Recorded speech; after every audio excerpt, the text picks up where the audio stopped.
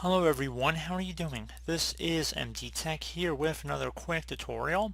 In today's tutorial I'm going to show you guys how to customize some of the narrator features in Windows 10, specifically the voice speed, pitch, and volume that the narrator will have or show in your Windows computer. So this should hopefully be a pretty straightforward process here, and without further ado, let's go ahead and jump right into it.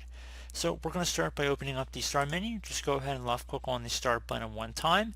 Now type in settings, or alternatively click on the little settings icon on the left side that appears as a gear icon. Go ahead and left click on that one time. And now in the Windows settings window here, you want to go left click on the ease of access tile. So go ahead and left click on that. And now select narrator on the left side.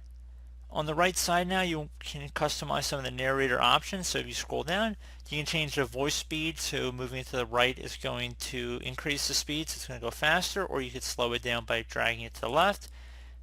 You can also change the pitch of the voice as well as how loud it is for your system audio, so if you wanted to overplay some of your existing apps that may also be concurrently running on your computer.